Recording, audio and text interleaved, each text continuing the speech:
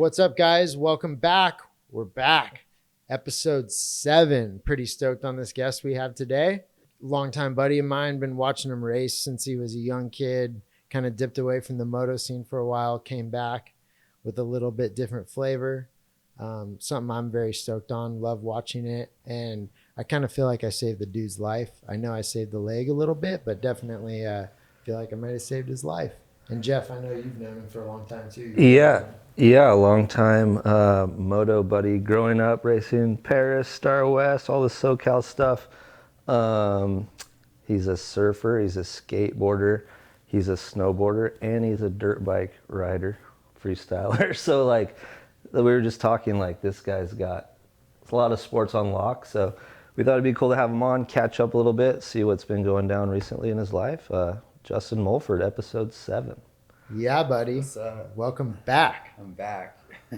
Where you been? Customized education back in London. It was a wild ride. Got locked up for a little bit. Like, tell us as much as you want to tell us. So I was basically I was going out to Europe to do something for my brand. Some opportunity came through for myself, and I took up on it, and kind of in a desperate way, honestly. I was kind of going through it prior to it and kind of falling off, partying a little bit too much, hanging around the wrong type of people, I was not really on my level of me being who I actually am. So I went through it, I started, partying a little too much, being around the wrong scene from my actual self, but I, didn't really want to be around my old scene. So that's kind of what it was too. So I was kind of going through a little pickle back and forth with my mentally. I know the opportunity came for me to make a little bit of money, and I tried to do something that I shouldn't have done, and I pulled it off in a way, and then I got caught up in the middle of it, and then I had to deal with the consequences, and I was looking at up to a 10-year sentence. And Wait, so where was it? Where'd you go? I went to London. London, yeah. I was going to Europe, but London you can get anywhere you want from London super cheap, so. Someone intercepted my whole situation, and I dealt with it, and it was kind of crazy. It was importation. I'll be open with it. I have to be, because I'm nothing to bullshit here.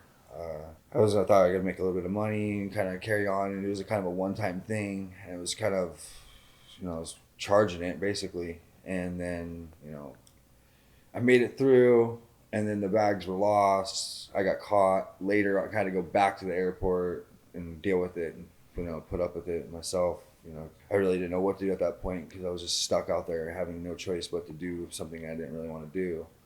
Yeah. And I couldn't flee the scene because they're already suspicious to my whole thing, because the bags got delivered back and forth. And so you made a decision. I made it. You went through with it. It got a little squirrely. There's no way out at that point. At that point, there was no way. There was no way out unless I got out the day things started getting squirrely when I was out there. Yeah.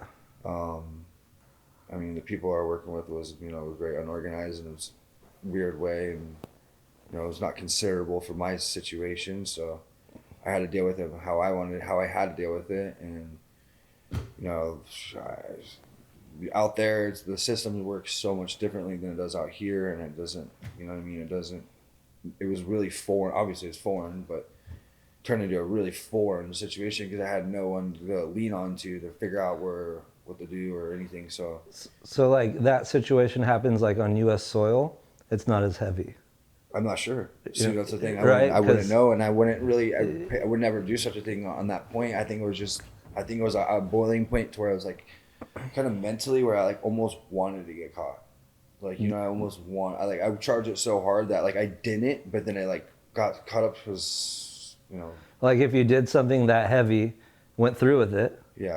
Not that you wanted to get caught, but you didn't care if you did. It was just I was just not in a good. I wasn't in a good state of mind. Like I've been really the moto stuff and snowboard stuff and dealing with the industries, and then the COVID happened, and then just how everything kind of fell apart on me, and then everyone kind of dropped the ball on me enough to where I kind of felt exiled. Mm-hmm. So I kind of like was neglected to.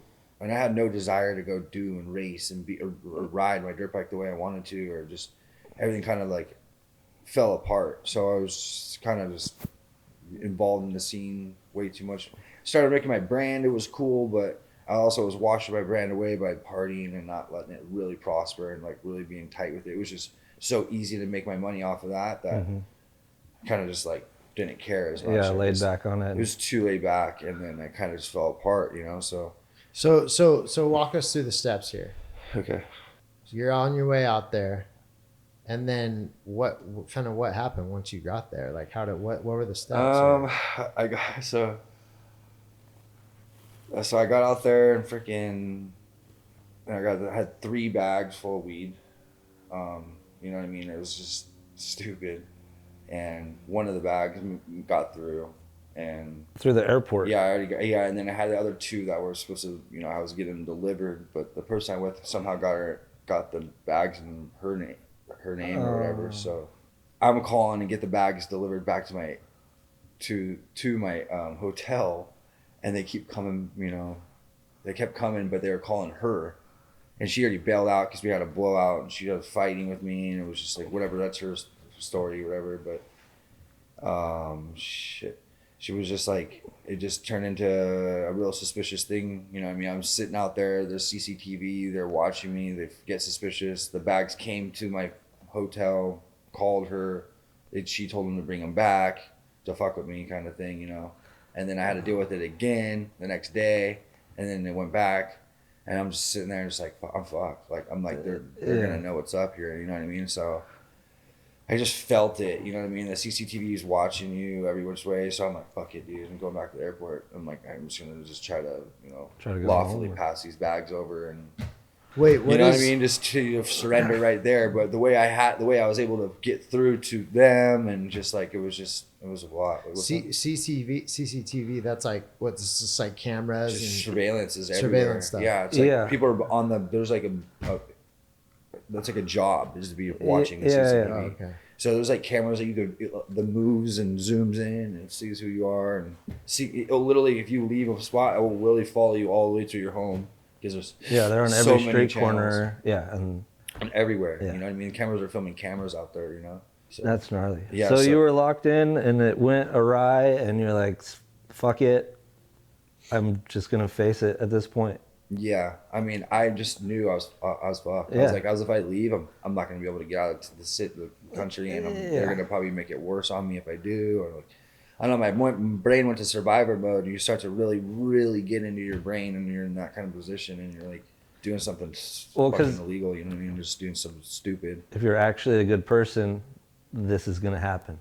Yeah. You're gonna meet those thoughts like, what am I doing? Yeah, then like, I'll turn myself in, and I'm done. Such an idiot. I was just like, I gotta go. I'm like, I can maybe pull this off to where I can just be like, hey, those are my bags. Get away you know with I mean? it. Yeah.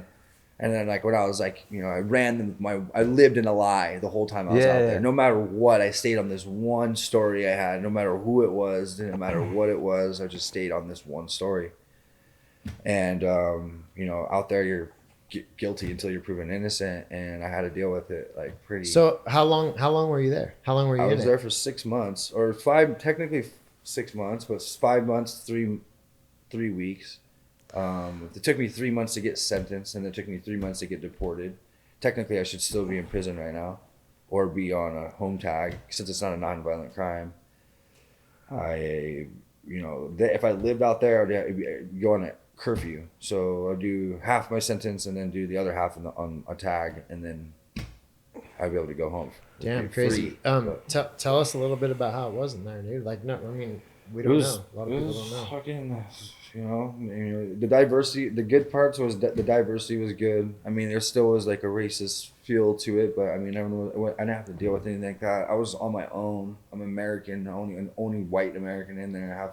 Everybody else is every other color but white, other than like a couple of English people, or you know, there's Polish people, there's Albanians. I guess I consider white. You know what I mean? But like, it was mostly every other country, you know what I mean? So it was kind of, it was crazy, you know what I mean? It was hard for me to handle, and people were tripping on me, period, too, you know? Do you have to like, because I watch shows, I was talking to you about these shows that I've watched about this kind of stuff.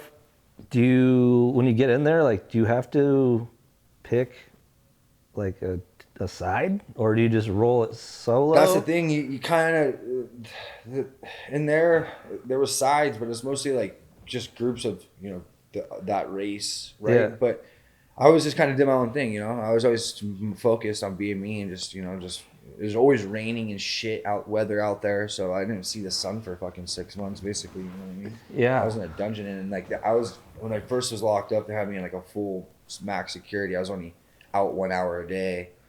And it was just dirty as shit. We were sleeping with rats, and like the people you had to deal with were dirty. Like a lot of them in there are homeless. Did you have to fight? I had to fight. Yeah. I had to fight. I fought every day to keep my fucking sanity. Yeah. It really was. But I mean, yeah, there was moments where I had to handle myself, and I did well with that, and I earned my respect and earned my ways through there. No one fucked with me after a while. You know what I mean? People tried, but I got to a point where I got really witty with my words more, because I'm also super clear headed. Yeah. No drinking, no smoking, so I'm not all like dull. You know what I mean? I was able to speak quick and be like fast with it. Words were fucking got me out of my situation. I was really, you know what I mean? You know what I mean? So people, the word traveled fast there. It's like a fucking, there's nothing to talk about. You want to know everything, Yeah. They're like, what is this fucking American doing? Like, you know what I mean? So they're like, everyone found out who I was or what I was, tried to figure out what I was up to, but I stayed with my one story and just, I got to the point where I was in the wrong place, wrong time, deal with the wrong type of people, which is pretty much what it was. And I just kind of shut it off. And then, I had to deal with a lot of fucked up people in there, that's for sure. And, they had me, they were transferring me around like crazy. I went to 4 different prisons. And I was in 7 different wings. They call them wings out there. It's like not blocks, but... What's like the biggest, because you said they were messing with you a lot, like transferring around and telling you all sorts of crazy things, like that's so unsettling. Like they were telling you you're going to do 8 years, 10 years. They were trying to scare me, and they were trying to get me to snitch, and they were trying to get me to bribe me, and I just was like, I don't know what you're talking about. Yeah, I have nothing for you. I'm like, you can give me £1 million right now. I'm like, I got no fucking information for you. You're like, I don't want to get any deeper but I was like, into this. I'm like, I don't need any more problems if I fucking try to get out of here faster by, they're bribing me, like, we'll give you this much money, we'll let you out. We'll give you this much money, we'll fucking clear a record. And they kept going at me until I finally got sentenced, and I just fucking, went through 3 different lawyers, fired them. They're not doing shit for me. They didn't care about me. They're like, fuck this American kid. You know what I mean? Like, I had nobody out there really looking out for me whatsoever, and I'm on a whole other side of the world, which is on a whole other fucking time schedule too. So it's like, I had to wait till like 4 o'clock in the day to call my mom or dad, or you know what I mean. So it was. Yeah, there was weeks when it happened they didn't hear from you at all. Oh yeah, in the beginning, no. First 2 weeks, nothing, and then there was a time where I didn't talk to my family or nobody for 3 weeks, and it's when they transferred me. They weren't supposed to transfer me to this other prison. The prisons out there are so crowded and so saturated, and the system out there is just so fucked. Yeah. That like people are in there for fucking the stupidest shit, like recall on shit that they did like 8 years, 10 years ago. Yeah. So I met some fucking cool ass people that were like, I mean, I actually got some good connections that are like, peer connections, like that were cool as shit. You know what I mean? And I'm all around the world too, because I went from one prison that was higher max security, considered, they called it category B, which is category A, category B, category C, category D. And then they brought me to a half-ass category C place that had actually, the food was decent. The other food was fucking shit. No water. That was another thing. The water was like, we had to use a kettle to burn the bacteria. You still were drinking lime scale, Ugh. What? Yeah. That's like crazy. It was so dehydrating. Like, I work out every day, and I'm just like, dude, I'm just packing muscle. I'm not even building. You know what I mean? I'm like, I am, but I'm not.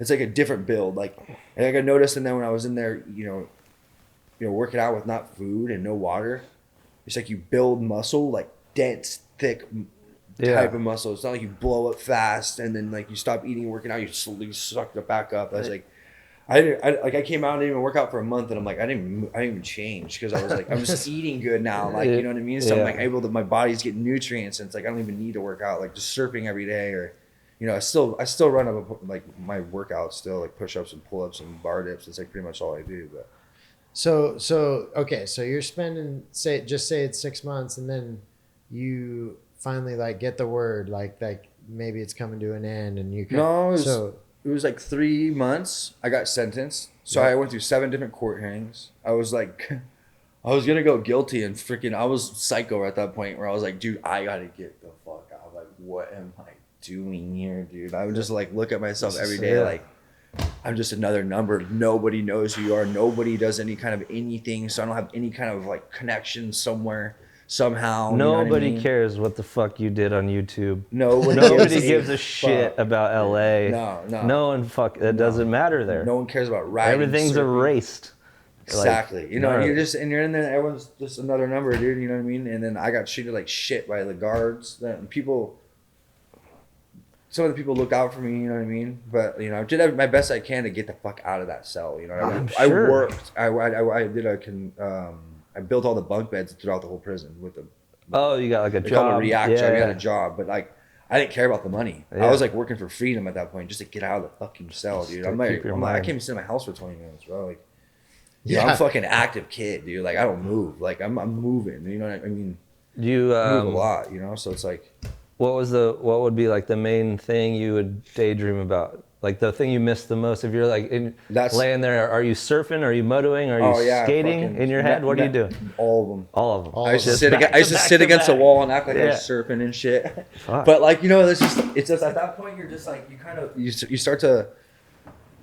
The farther you get, the more you lust something or crave something or, you know, wanted something or angry about something, you're just that much more in prison. You know what I mean? You're that farther deep into the hole, and it just made it that much fucking harder, bro. You know, so I learned mind control to fucking get away from all that. Mm-hmm. I stopped the craving. I stopped the lusting. I stopped the fucking, you know what I mean? I just stopped the craving of the good foods, like everything. So when I got out, I wasn't like, I need that steak and lobster dinner right now. I'm like, I'll eat a Pop-Tart at the fucking gas station right now. I don't give a shit. As long as I'm out of that motherfucking dungeon, I'm done, dude. You know what I mean? So I'm proud of myself. Straight up. Yeah, I really had the time to really find myself. So right now, I'm like, I was pretty I can be stubborn. I'm pretty optimistic too. I always want to learn. I'm always trying to find a way to learn and be better every day, you know? Mm-hmm.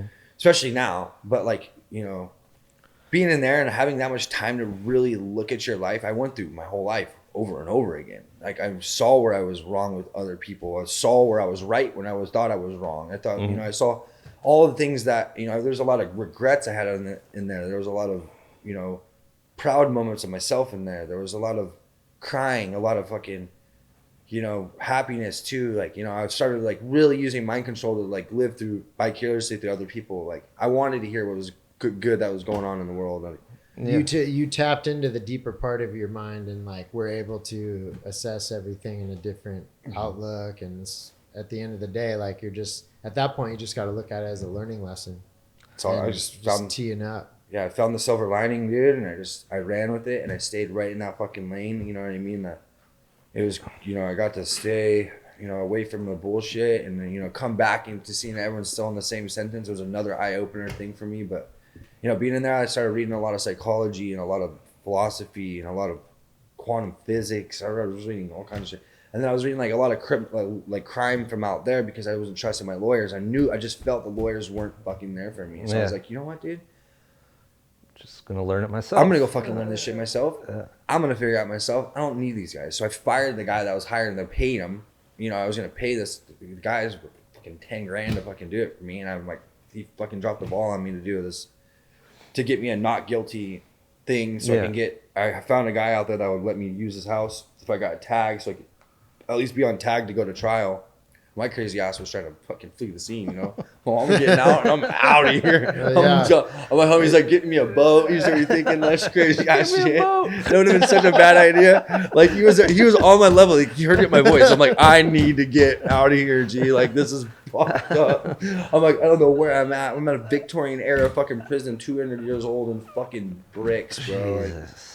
Like, okay, so let's tee it up to the part where you're coming out of this bitch, where you're like, okay, like you're kind of starting to see the light at the end of the tunnel, and you're like, you said something about like it was like they kind of teased you a little bit. Yeah, but dude, then it it happened. That was what's fucked. So when I went from the one prison and they brought me once I got through and they showed me I qualified for a category C prison, which is more a time out, not an hour. I want to get fucking an hour. And that was another thing, was the fucking hour you get was not an hour. It was like 40 minutes, maybe. Sometimes I got stuck in myself for 3 days because of the fights, and there's fights every day, stabbings and shit. Like, people are fucked up on drugs, jumping off. I've seen people die right in front of me, bro. It was fucked up. You know what I mean? I was just seeing some shit. You know what I mean? You never want to see or be around, or, you know, yeah. People are fucked in there. You know what I mean? It was cool, but like in a way, you know, I made it cool as I could. You know what I mean? The only way I could get through this shit was just act like, you know, manipulate myself. You know what I mean? Like I had to like, all right, this is what I got. This is what I'm gonna do. I'm gonna make the best of it. And it just fucking, dude, this time would go so slow, man. Oh, I can't even imagine. Oh yeah, it's gotta be insane. So one day, all of a sudden, they say, like, I know that they got you a plane ticket and got you sent back. Like, there was a moment in time where they told you, like, hey, dude, you're getting a plane ticket, you're going back.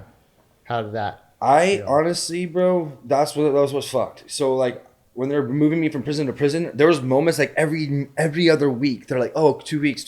I'd think, I'm like, okay, fuck, they're gonna fucking deport me. Cool. So, you know, they like wouldn't. They would just keep fucking with me. They're like, oh no, you gotta do this. No, you gotta do this. Like for 2 months, I had to deal with that. So I was beat up. By the time I got to the actual point of me getting on that fucking plane, I didn't even fucking believe it. Yeah. I didn't believe a thing anybody was saying anymore, ever. You know what I mean? So I'm just like, dude, what the fuck? I'm like, I don't believe it. You know what I mean? Like I just like couldn't, like they were just pulling me every time. Like I would almost get to a certain point, and then they were like, right when I was going from that category C prison, which I had a really hard time at, I was like cool right when I got there. I was like, oh dude, fucking I'm out 3 hours a day. I'm all stoked on my family and shit. I'm like, I get the food's bomb. I guess Gordon Ramsay came here and made the fucking food. The food was like fire, actually. You know what I mean? No, it was so weird. The food was like actually good. I would actually get 2 hot plates too, not one, because the other place I was only getting 1 hot plate and a little bag of food. So I was like starving all the time. Yeah. And then the canteen was a bitch. Sometimes you would like fuck up and put too much, and the canteen would come and wouldn't even come because you put too much on there. So you have to wait 2 weeks to get your other canteen. So you're just over there starving. So you get they were smoking vapes in there, and that was the gold. So I didn't know what the food, half the shit was on there. I'm like, what the fuck is? I mean, all you see is top ramen and fuck. Yeah. It's not even top ramen, it's something else, but it's like ramen and then like cans of tuna, and you know you get some sauces for the shitty dry plain bland food that they have, you know. So you could vape in there? Yeah, there was vapes in there. They were selling vapes. So they come in 3-packs. You buy a pen, and it's like old school ones, bro. Yeah. And they like, you know, that was also their lighter. So the guys in there smoking joints or fucking smoking their drugs or whatever they're doing, they're using the little coil on the thing to fucking burn. They get everything they want in there, don't they? Anything you want. Anything they want. Dude, you can get... That's so fucking crazy to me. You get a hooker in there, dude. Yeah. It's crazy.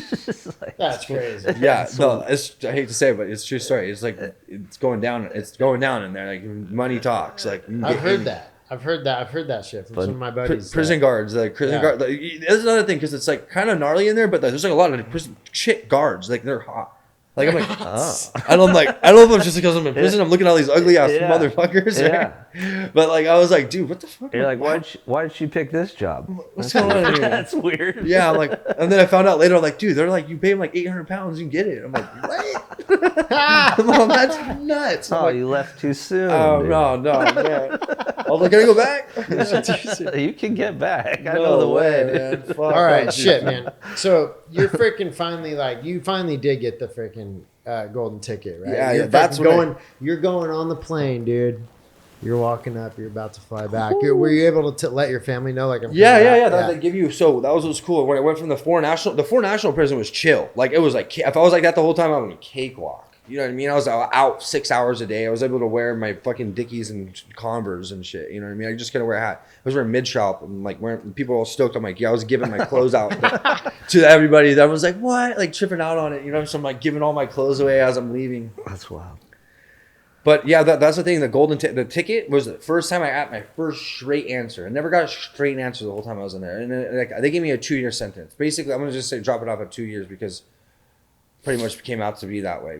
All right, so you're on the plane. You're finally coming back. didn't even believe it till I landed on the thing. You even on the plane, yeah. Still don't They're believe it. just taking me to another jail, probably. Well, I'm scared. I'm like, fuck, I'm gonna get off the thing and they're gonna say some shit to me. And I'm like, fucking goddamn it. I'm like, what's gonna happen right now? Like, you know what I mean? Like, they're like, oh, get the fuck back in our country. Like, I'm like, Or, did you think you would be in trouble yeah, here I didn't know too? what Probably. To think. I didn't know what to Well, think. after everything you've been through mentally, you're probably thinking the worst, like, of everything. So when you got off the plane, I saw a picture and it looked like it was how it should have been. Your family was there, your buddies were there. So when I got off the plane and I got the boys were all there, I'm like, fucking, I'm still like, kind of like, I'm like, fucking, did that just happen? I'm like, what the fuck, dude? I'm like walking, I'm like, dude, I'm like, am I really here right now?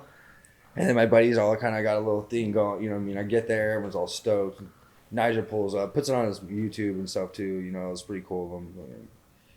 He's in the middle of street skating and stops at LAX just to make sure I'm fucking, just to see me, you know what I mean? That's awesome. Yeah. What a homie. Because those, you know what's fucked up about this whole thing was my family and my friends had it almost worse than I did because I was able to handle myself. But what was hard for me inside of there was thinking of how hard it is for them because I mean, my dad was fucking bummed, bro. I was like, dude, I'm looking at 8 years, Dad. Like, fuck, dude. He's like, no, like. Bro, if I lost my little guy, dude, I don't care how old that dude is. Yeah. Like your age. Yeah. And I'm older pops, dude, and like my little guy goes away, you're still his little guy. Yeah. You know what I mean? And Yeah. it's just like, dude, that's right here. You know, Dad, I'm going in a cage for 8 years. You know, like, he's been there, so he knows that fucking feeling, and he knows the type of person I am, and he knows that, you know, like you turn into a different type of person being in there. You have no fucking choice. You know what I mean? Like you're just. It bring you guys closer in a way. Way closer, yeah. Like Nice. we're so close because we went through so many ups and downs, and we never really got away from each other truly.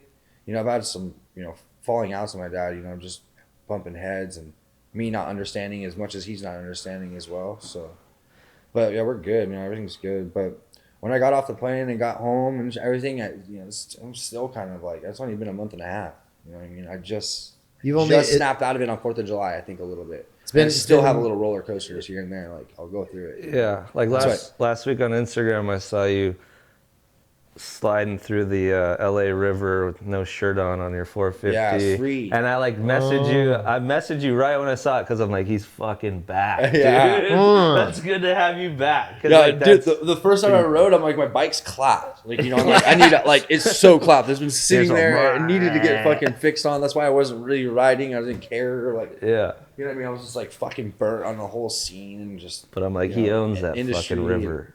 That's his river. I love the gutter. It's the gutter. The gutter. Yeah, I love that. I mean, so the first time I rode was like I did this thing for Tin Syndicate. He did this like, you know, old school car giveaway, and I was riding through the LA streets and on the freeway. Everywhere around the whole fucking city with this car fighting. I'm just like looking. I'm like, I can't believe I'm back right now. Yeah, don't do anything. Don't do anything too crazy or illegal right when you get back. Dude. Yeah, but you know the cops don't give a shit. No, they seem like they're like if you tell them this is me, I'm doing this for YouTube. It seems like they're kind of cool about it these days. Dude, honestly, that's helped me. That's helped me a lot. Was even filming my parts. I mean, a lot of the guys, like a lot of cops would roll up on me and I would slide by just because they knew who I was or found out what I was doing and they just thought it was sick. They didn't even care. Yeah, fuck, he's control. He's good. He's it is sick. He's not burning. I'm not putting ruts in the grass or doing anything like that. Like you know what I mean. I was always real careful of that. I was really respectful and try not to damage anything or some shit like that. All your clips make whatever scene or city you're in, whatever, it makes the place look cool. Yeah. You're not destroying anything. You're adding to it. So, No, just like I never did no burnouts through grass or nothing. No, try not to break shit or anything like that. You know, sometimes you got to cut a chain or something to get to the gate. Yeah, you're just creating art. Yeah, I'm just trying to be artistic, how I am with snowboarding, and just kind of brought the whole snowboard, same kind of shit, but.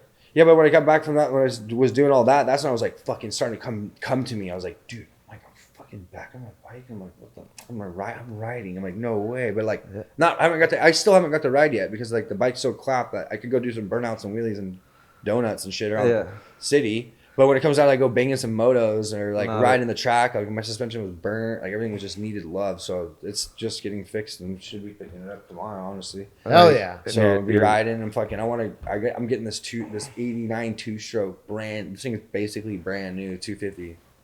I want to start riding I want to start like racing some fucking bet nationals or two-stroke nationals again, just to kind of go bang bars and just not take it so serious, obviously, but just go fucking be me again, you know? Like, the streets are cool, the free riding's cool, but like my roots just comes from the reason why I'm able to just hop on my bike and not ride for fucking 3 months or 6 months and just go do everything I normally can do is because I put so much time and effort, and it came from racing and riding and like practicing as a kid. Yeah, so let's go back to that as a kid, because that's like where this all started for you, and it's where it came from. It's where I like when I think of you.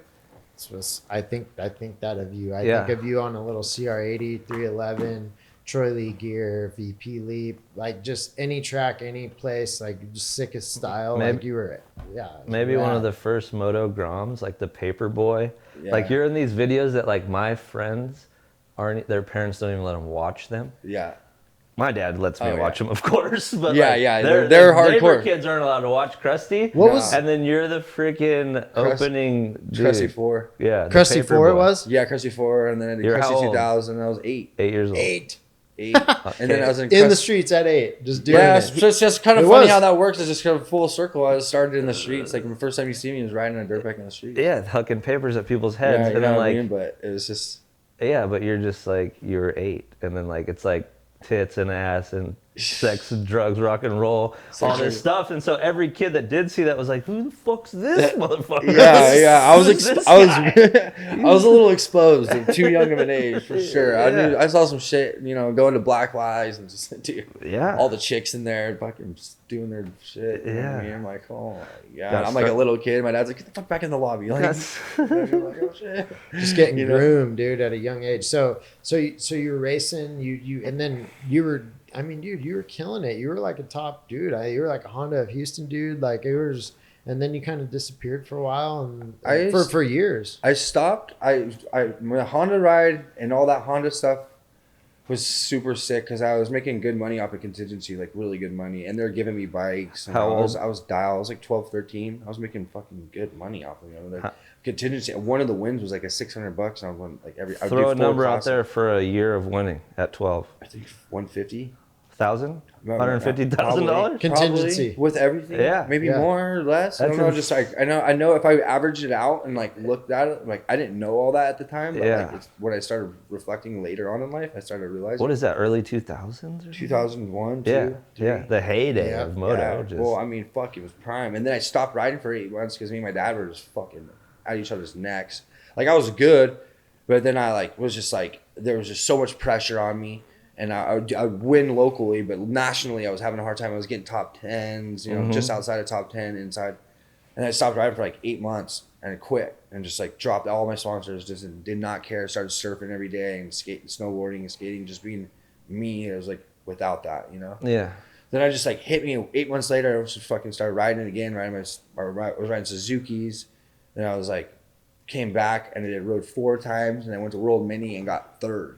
And I was like, I'm coming back better. I'm like, better now. I'm like, I'm no pressure. Then I just got fired up, dude. Yeah. And then my dad kind of slipped back more into this, the whole scene. We were training kids. Like I was training kids from working out to training kids on the track. Yeah, in Marietta, down the street from my house. Yeah, I had a full gym. The garage, your dad's garage, full of Groms, just like at that age back then, we just saw like maybe Carmichael change the game with all the training. So every kid's dad's like, you're training, bro. Yeah. But not necessarily. Well, that's when I moved to Marietta. That's when I was really fucking on point. Like fucking bikes were dialed. I was dialed. I was on the championship mode, like I got past all the pressure. Yeah. And then it just fell apart. And then I came back and did good and started riding good all the time. And then it kind of just.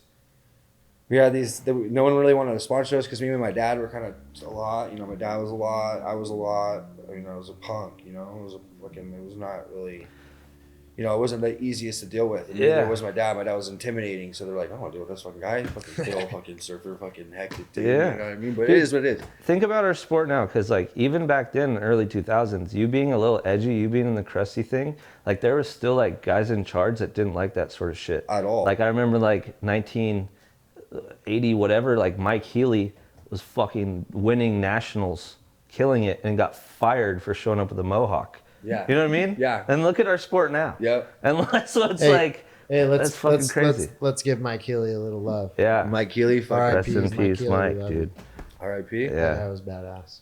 Yeah. Always. Dude, yeah. he trained me as a kid. He showed me the fucking ropes in the Yeah. beginning, and then, he kind of broke off, did some stuff with Kurt Hendrickson, but I always kind of stayed on my own little level of doing stuff like that. But Mike, I remember always like, dude, he'd come sit on the tailgate, like just come chat at the track. Always just a nice dude, just a really nice guy. Like he knew me cause through like my uncle and stuff, and then like would just come like, what up, Bill? And just just always a nice guy. Yeah. Just had a gnarly life. But then you kind of like then the full riding thing like totally dropped off, and then you were Done. mainly You snow. I was straight snow. Straight snow. I stopped because when I didn't have sponsors, I was training these kids. These kids, they became my friends as well. But they bought a bike off me, and my dad kind of got the hustle going and started working with them. And he was taking them to the track all the time. But that was the only way I was able to go ride and race because I didn't get the sponsors yet. But I just started getting onto the big bike. Once I started getting on the big bike, then I started fucking ripping. Yeah. And I started doing schoolboy. Like I won one of the classes at Ponca, and like I was doing good. I got a cover shot on pickle and full cover. I was like on it, Yeah. And then the 4-stroke started coming out. I started riding intermediate class, strictly intermediate, not just schoolboy. Because I remember just getting on the bike, I was just doing schoolboy. Because I was doing schoolboy on the Super Mini, but then I started doing 125, started whatever, right? But so I only do one class, or I don't even know what it was actually. It doesn't even matter. But so them that was taking me to the tracks or making this shit happen, their fucking mom, her mom passed away from cancer. So they kind of it feathered away, and I was like surfing still. I was still doing me. I wasn't so focused on riding, but I was like I did better by going skateboarding and surfing and stuff because it kept my mind clear. I wasn't so bundled up with just riding all the time. So my mom lived in Big Bear and all this time was going on and all that. Pretty much the whole time I was riding, but. So once their mom died, it made it worse for me to go ride because my dad wasn't able to afford it as much, or he was not carrying as much because I also wasn't showing as much effort to it. Mm-hmm. And I came back from school one day and he's selling my bike. I'm like, dude, what are you doing? I'm like, hold on, like, what are you like? No, like then I got bitter, and I started hanging out in Huntington, just like straight Huntington with no focus, no nothing. I was working surf lesson. I was doing surf lessons, working Sugar Shack, busboy, and I was hustling around and doing other shit too. But like I was too young to be hanging out with the kids I was hanging out with. I was going down the wrong path. Like I was hanging out with some G's, like some fucking South Side homies, like from Huntington that all bought that out. And I was like, dude, I gotta get the fuck out of here. I gotta get out of Huntington Beach. And like I'm going down the wrong path, so I moved up to Big Bear with my mom, and so I always snowboarded, but then I started picking up snowboarding. I was snowboarding every day, so I was like, "Fuck, I'm getting this shit going." You know what I mean? And then we made this crew called Midget Mafia, and it was like so sick. We were just the little groms coming through. They were trying to give us offers. And did you ever snowboard leading up to that? Yeah. Here or there? Yeah, I snowboarded. I did everything my whole life, but I was always focused on moto. And my mom lived up there since I was like 7 or 8 years old, and so I would go up there and visit all the time when I was racing and snowboarding. Mom is so cool, dude. Mom's shit. Awesome. She's a G. She's from Brooklyn, so she's got like that street. She used to be a hip hop DJ and shit. Fucking, I'd go help her DJ. She'd have her, vinyls too. So she actually spun hip. She was an actual DJ, So she's all gangster with it, She's funny. That's she could break dance and she pop lock and shit. It's like nice, yeah. A lot of energy. Yeah, a lot of energy. What was your? I told you I'd researched some of your snowboarding stuff the other day because I didn't know like the level. Like what level? Because the stuff I saw like blew my mind. Like if you're in like an X Games real snow whatever thing, like are you on that? Is that the level? Yeah, you're at? I never wanted to do the same thing. Like you never competed? No, I didn't like it. Once I stopped racing and I had all that fucking competitive edge, once I got away from that, that's when my whole perspective in life changed. Yeah. And I've stayed with that perspective the rest of my life. You know what I mean? I didn't have that desire to go be X Games fucking doing triple corks and shit. I was kind of like, I'm skateboarding on my snowboard. I'm gonna do a fucking backsmith on this, and it's like made fun of. You know what I mean? I don't give a fuck. I'm gonna snowboard how I want to do. I'm gonna draw my own picture, and that's what I loved about it. That's why I fell in love with it so much. And I built my own way with it. Not my own way, but I had fucking, I had Lucas Magoon and Chris Bradshaw, and they were like good friends of my brothers at the time. So I met through them, and I didn't know anything about snowboarding, so they're like, dude, here, wear this, wear that, do this, you know what I mean? It kind of like hooked me up. So I'm like, I'm following through their footsteps. But you know? yeah, I'm learning through them. So we all grew together as I started getting better, and we just kind of made this pact of our own style. I'm not doing backflips and doing everything acrobatic. We just kept it real technique. Yeah. Core different street style and street style. You like to skate stuff. Yeah. No matter what it is. Yeah. You like to skate it. Yeah. If it's a snowboard, you skate it. Dirt bike, you skate it. But I surf it too. See, that's the thing. Even surfing. Yeah, it's a surf skate thing. Like, it's my roots. Like, everything I do is all that style. Like, I snowboard now. I'm just carving so hard down the mountain. Like, I used to just hit every rail, everything possible. And I still do. But like, I'm more into just like having really good edge control and like carving and surfing the whole time. So it's like, people trip on me when I snowboard. I'm just like, I'll literally go back up the hill carving and stuff and just having fun like that. Yeah, like, no, really then you're getting just a like piece of it. boop, boop, boop, boop, boop, just so precise. I'm like, I don't know a lot about what I'm watching, but I know that I've never really seen it done like this a lot. So there wasn't like a wild style. I did professional I did a couple pro contests and stuff, and you know, I filmed a couple video parts, but not through like a real good company or anything where I was getting heavily paid. It was just like the way that the politics worked and that shit was hectic too, because there was a lot of rich kids in that too. Yeah, what's up with, side note, what's up with all that, the fuck Mulfs and is it Mammoth or Big Bear? Is that too long of a story? No, it's not. Because I'm like, what happened, dude? Bear Mountain, we like ran around that place and been there. They sponsored us, hooked us up, you know what I mean? They hooked us up, you know. We were punk ass little kids though, you know, and I was bitter too. Like, at these times I was pretty bitter. I lost moto, like my whole childhood dream is just flushed down the joint. I'm just fucking neglected. I'm gone, over it. Like, you know what I mean? Like, it was hard for me to deal with and traverse, you know? So anybody that fucked with me, I was just like, I still had that like surfer territorial punk ass kid to me, you know what I mean? And it's still in me sometimes, but like, I'm like, it's just, at those times I was, you know, really not focused on being professional. Like, I was like the fact that I was like, not professional, because I lived this professional lifestyle for so long. Yeah. And I didn't really have a childhood, like, really. I did, but like, not really, man. I was like an adult at that age, you know? Fighting dudes in the parking lot. You're clowning on homies. You're making videos just dogging out people. Fully running amok. I love that one clip. When you pull that chick's beanie down, dude. That thing's gold, that clip. That was a gold one. And I high side out of there. It was years ago, and we remember Chick swinging at me. I'm like, whoa. What the I had a beer in my hand on the phone too. I remember doing it through my phone. I like clipped it perfectly. Yeah. I didn't touch her. That was some talent right there. Oh man, that was good. I did some funny shit like that. I got a few little things. One time I had to do it 2 people. One time it was like fucking with my chick or something. And I was like, whatever. But like basically the guy, since it changed, it was traversing over to like Mammoth bought it out, and all these people are changing up, and the rules are changing. And my little brother, me and my brother are sitting there. We're like a tall can in, you know. I mean, we're kind of got a little lip on us already. Yeah. So one of the guards comes up to me and my brother and goes, yo dog, put that fucking cigarette out. But he like yo dog, but he was like being prejudiced, like he was like talking shit to my brother. He's like fucking Nazi looking dude, like old white dude. I just like had a problem with my brother wearing some hip hop style clothes. He was like yo dogging him, and he's like, put that fucking cigarette out. I'm fucking what the? I'll just snap. I'm like, don't fucking talk to my brother like that. You know what I mean? It's like snapped on him. And then he's like, kicks me out of the line. I'm like, no, fuck you, dude. I'm like, I'm getting out of the line because I'm sticking up for my brother. I'm like, you fucking nuts? Like, what? And then we got into it, and I got kicked out. So I'm like, and there's only 2 weeks left of the mountain left. I'm like, you guys are gonna kick me out, and I was so fucking pissed. So I went online and found his Facebook and found one of these photos of him skiing.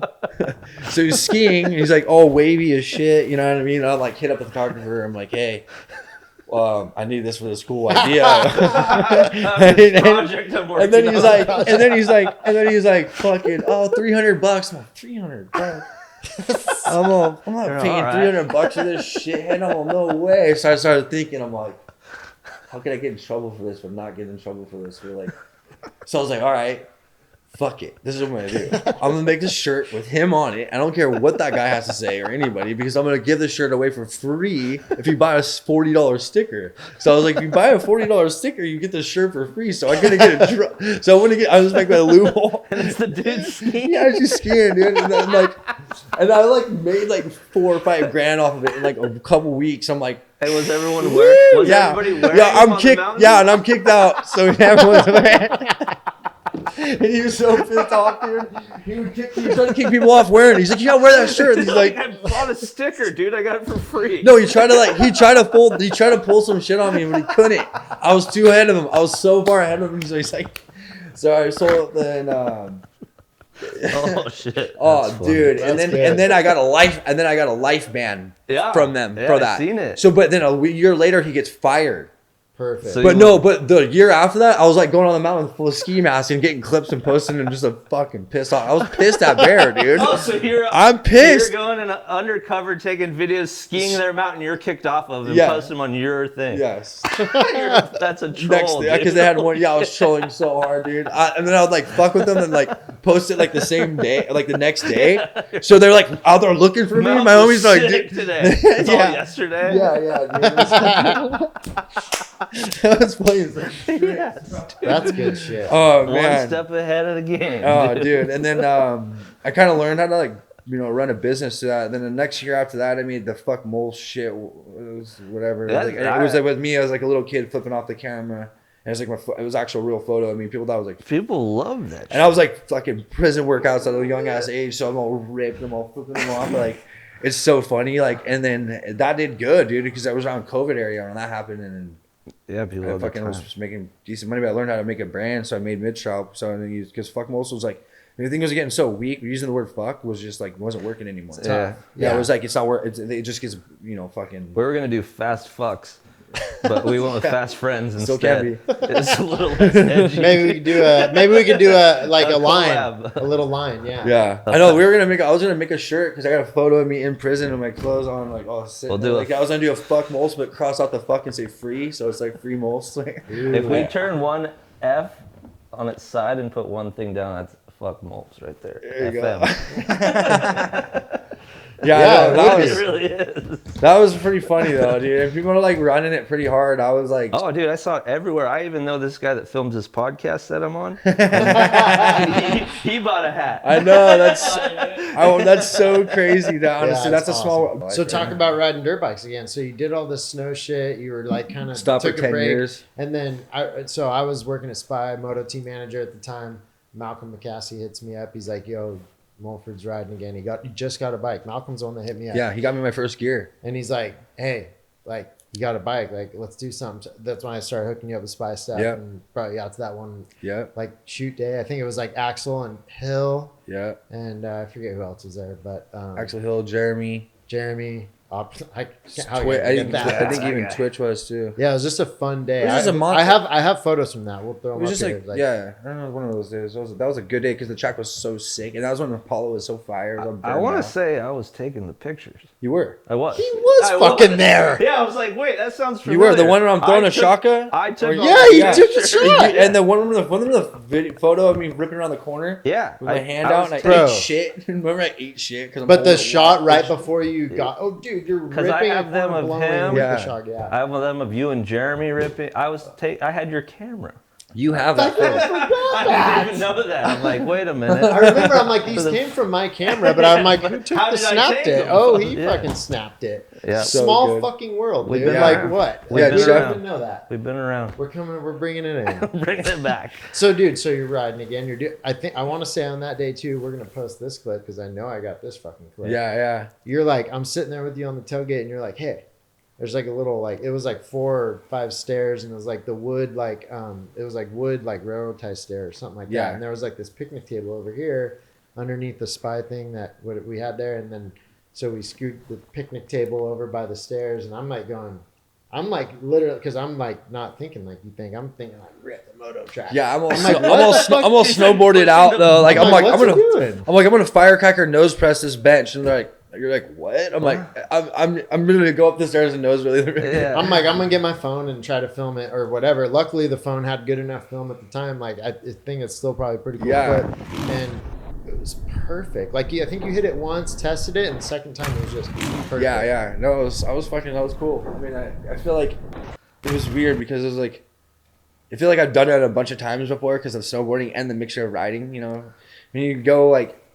So when we were going, I'll go back to where you were saying like how long it took me. I was off the bike for 8 years till I wanted a bike again. Because when I went on to ride again, it was only because my buddy Gary Johnson and Nigel, they would ask me every day. Because dude, Gary would hype up Nigel about me. Nigel kind of knew a little bit. I think he knew something like that. Is Gary Johnson the announcer guy? No, he's a buddy from Huntington for me. When I first started riding all the time, he was always the one that was filming me coming out to the track. And he was kind of like, he was my backbone for like a while for me riding until I kind of got over the fact that I can't afford racing or try to go race. You know, like I was doing laps and banging motos out. I wasn't at the hills yet or doing street shit yet, you know. Like I was still mentally like snowboarding, like doing nose bonks and stuff. Yeah. Like, you know, like it was definitely a new, it's not that it's new. It's just the way I did it was new. You know what I mean? Like people do those nose really. They had the parks back in the day with like Mexico. They had the pegs and they do all that shit. But like, and like the way I did it was just a little more snowboard mental. The way you do it doesn't seem like you spend that much time setting it up or thinking about it. I don't know if you do or not. Oh, I do. I mean, I premeditate. But the way that you do it seems like you show up, rip it, you're gone. You know what I mean? But I know there's a lot more that goes into it. I premeditate everything on that. When it comes to the street, like actual clips, like a lot of the stuff that I did in the first parts of my like moto stuff was like all homage. Like, you know, like going to El Toro and jumping at 20 stairs, not that nuts. Like it's just jumping at 40 feet, but only the fact that I came there and did it. Yeah. You know what I mean? And they're like, and then filming the whole video part, putting it together was a fucking thing. Like people have been riding in the streets and they call it poaching and poaching urban. Like it bothered me. That word just fucking bothered me. I hated it. I'm like, dude, it's the streets. Yeah, like you're doing something wrong. Almost. Yeah, no, they made it sound like that. I hated it. And that's not the cool part. Yeah, and I'm like, it's cool because like you know, I started filming the street shit mostly because I would go towing Nigel and shit to the spots. I'm like, oh, what's this? I'm gonna start doing some shit. And I filmed it. I'm like, that looks sick. And then like, I'm like, this is looking sick. I'm like, I'm gonna film a part. So I started filming my part, and then Twitch dropped that one real moto with him wheeling and doing some street shit. Yeah. Me and him were friends like at the time too. Like we still are, but like he's just like we're like I was more like still snowboarding. I wasn't still like moto like mental like trying to push it mental. So I was like, dude, Switch, you should do fucking street shit. Like You know what I mean? He dropped it, and then I wasn't filming the part very well, so I was like, I'll just start dropping clips on my Instagram, whatever. Yeah. And then I got hated on for it because they thought I was copying Twitch or whatever. It's all good. Yeah. It's just like what it is, what people are gonna think. It's just like I don't know, going to the street spots with all this, you know, always. I mean, that was another thing I did with snowboarding too. I always went to street spots. Everything was street. So everything I'm looking around, I'm always looking at shit like, oh, I can snowboard this, I can skateboard this, I can dirt bike this now. It's like, so every time I'm driving down the street, I'm fucking my head just running through everything I see that's possible, or you know what I mean. So that's why it seems like natural, because I will go through it, premeditate it, go back through it. You know what I mean? Go do it. You know what I mean? How long did that take to put your Dead Man Walking edit out there like that? That it's like a 5.5 minute thing. Yeah, I got like a handful of clips, and then I got hurt. Did you start making it before Fox was on board, and then they jumped on board, or was it was a collab? It was under Jeff Taylor's thing. That's the thing. So Jeff Taylor is the one that put me on, and like he's had the vision like I did. You know, he's the one that helped Nigel come back through with his shoe, and you know it was just so perfect for me because I knew it was in the right hands. He was backing it. So technically, I didn't really want to be a Fox because I felt I felt it was like against my own personal religion in my head. You know, like I was just.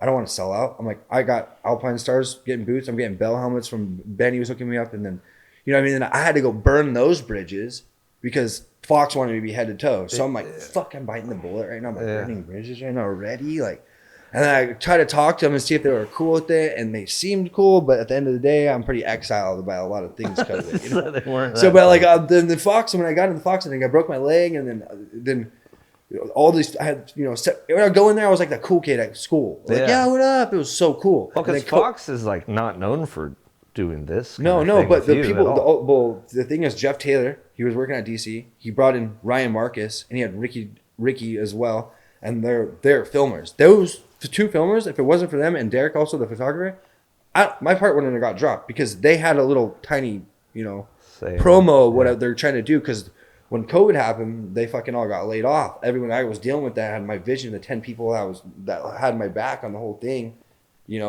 and looked out for me. They were gone. Yeah. So I was like, I'm sitting there with a couple minutes of footage from Utah and a couple clips I got, and I'm sitting there broken leg. They're fucking get me the contract all figured out. Everything's all chill, but COVID happened and they got laid off. And then once they were gone, there was no one to see where I was at. So Ryan Marcus made a little fucking deck of what I had and made it something with the thing. And then also Ryan Marcus or a couple of them worked for 4-on-1 VM. So they're all skate filmers. Mm-hmm. So they had a vision. So that was a cool thing about that. But they also had ends with David Bowie. We got the Bowie track for like fucking dirt cheap. Yeah. $5-6 grand or something like that.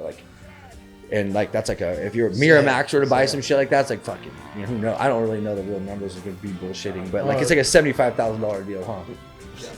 So it's like a lot of money. So Bowie wrote in his will that he wanted to help people that are artists, like nothing too crazy to be a part of. Yeah. So I guess that was the truth of that. So I got the Bowie track, but the reason I used that specific Bowie track is because I knew I could use Bowie. So when I would go to my surgeries on my leg, I kept coming out singing Starman. My mom's like, "Yo, you keep singing Starman." I'm like, what? She's like, "You keep coming out of your surgeries and keep singing Starman." And I'm like, what the fuck? What? So I'm like, why? Why am I singing Starman? I don't even listen to that song. So I started listening to it. I'm like, what the fuck? I'm like, I'm gonna use this shit. I started reading what the fuck Starman was about. Whatever. It's the whole story too. But it was crazy. That's what sucked. It took me over a year to finish the whole part and then to finish the editing and all that. So you finished it after the broken leg thing. Yeah, I finished Let's rewind it back to the broken leg thing. Yeah. Because the broken leg thing is you and I definitely have a close part there. When I talked about introducing you and whatnot and talking about saving your life, it was a rough time, dude. I hadn't maybe hung out with you for a minute, been a year or two or something. We went up to Castillo on that road trip. That was really fun. That we did that ride day up there. That was so raw and just awesome. That was the funnest shit. Yeah, and then you're like hit me up random one day or in Oceanside and we're just chilling, just kind of I think we're going surfing, and then all of a sudden you're like, oh, I got my bike in the van, and we're all kind of hanging out, and I'm still going, where are we going, dude? I thought we were going to surf. And then we're driving. I had my board too. We're going, I'm like, where's he going? And we end up at that ditch. Yeah. And you're like, I'm going to send this motherfucker all the way out to the road and crank it. And I'm like, sick. Okay, we're all there. Everyone's there. How did you find that spot? It was a skate spot. And I originally went there to go foot plant the fence. And I was like, it was too small of a foot plant. It was too tight. So I couldn't do it. I jumped. The first time I jumped it, this is a week before. I came there and jumped it and landed on the fucking electrical pole perfectly. But broke my fall down, onto the street and slid out and popped up off my feet. I'm like, oh my God. Those little gray electric boxes. Yeah, so I saw that today. Yeah. So just the very split end. the fucker down the middle somehow. Yeah, I landed perfectly on it because I just got so fucking brutally smoked. You know what I mean? I'm just so I saw that spot and Riley Hawk fucking backsmith this wall ride thing. So there's a ditch to here and another ditch, and there was a drainage thing where I wanted to go there that day. I wanted to go there and wall ride over it. But when I got there, I was like, I need to kind of warm up. It's this fucking hairball. My front wheel goes over the thing. I'm fucking face planting into a fucking hole, So I was like, I'm gonna jump over this fence. So I jumped over the fence mellow one time, and then I come around. I'm like, I'm gonna go to the street. I'm gonna get warmed up. I got greedy, you know what I mean? I was so focused going there to do this wall ride that when I got there, I was kind of nervous. So I tried to use what I was doing before and try to use it but there was this bank over here and the street was right here, and I fucking try to transfer over to the fucking bank. So I got caught up and stuck. I'm like, oh fuck. And I'm like, and then my front wheel started going high because I'm trying to get out of it. And I tried to do the same thing I did on the last time I was there, using the back wheel to break down my fall. Yeah. And instead it backfired on me and fucking slipped out in the bank when it landed like that. And my fucking leg just planted perfectly, just shattered my leg. Yeah. And then Kyle went to the rescue, and a handful of boys, you know, Tyson was there, Cass. There was a bunch of, you know, fucking bunch of my pro skate homies. Like Emery was there taking photos. Yeah, Colin Provost I grew up with my whole life, you know, surfing and skating and shit. So I called him and had him to come link up for the vibe. Yep. And then he had like, you know, I had a couple of fucking, you know, Fergie and you know, so it was cool. It was a good energy, but they all helped me onto the van, and then we get to the van, fucking. I'm like, don't call an ambulance. I don't want to ruin this street shit. Like if people start getting hurt like this, I'm thinking like this is gonna be a blowout for me if I do that. Like so, I'm like, let's fucking just get my ass in the van and get me to the fucking thing. So we go to the wrong hospital, dude. So wait, we're on the way to the hospital. Yeah, I'm in the back, like on the ground, kind of helping you try to stabilize this broken ass leg. Yeah, Tyson Films is driving the van. And he's like 17 at the time. And I'm like, yeah, just go to the freaking closest hospital. The only hospital I'm thinking is the closest hospital. Tri-City. No, I'm thinking it's Palomar. And I've been there multiple times for broken wrists. I split my ball sack open, had to get stitches there, multiple things. They saved my dad's life there. Yeah. So anyways, Palomar saved my life. It's an awesome hospital. So I'm thinking we're going there. So I'm like, we're going to be in good hands when we get there. And I don't see where we're going because I'm back with you. And Tyson's driving. So we get there and I'm like, I look up, I'm like, dude, where are we? What is this place? It's like, oh, whatever. It's a hospital. Let's bring him in. Emergency room. As soon as I told them, as soon as they started coming out, they were weird. When they picked you up, it was weird. They were like, the way they were handling you, you were freaking out. I'm like, what is going on, dude? Then they wouldn't let us, because I think it was COVID time. So they wouldn't let us. It wasn't COVID yet. Oh, it wasn't even COVID yet. No, it wasn't, because my kid wasn't born. Yeah, it wasn't so COVID. It wasn't COVID time yet. So they wouldn't even let me in the freaking emergency room, which is weird. So we had to leave. And you were just on your own. So we're like, all right, well, he's on his own. I guess they'll take care of him. I thought it was chill. I was like, whatever, it's a broken leg. I was like, oh, Mom, I'm good. I'm just broken leg. I'll be up and drive home in the morning, whatever. Fuck it. I'm like minor. So shit starts happening. So this is when shit fucking hits the fan, Shit starts happening. Yeah. So they get me in that fucking thing. They're like, all right, cool. We do it. They only did an x-ray on my leg. They didn't do an x-ray on my heel. So my leg's shattered in 16 pieces. I'm like, what the fuck, dude? I'm like, dude. And I was on a ripper back then. I was like never moved. I was able to like do everything and still party and just like, it was just like a thriving life, you know? It wasn't like, I was having so much fun at this time. So like, I don't know why my leg broke, but maybe because I was drinking a bunch or something. I don't know why it shattered that fucking heavily, but it did.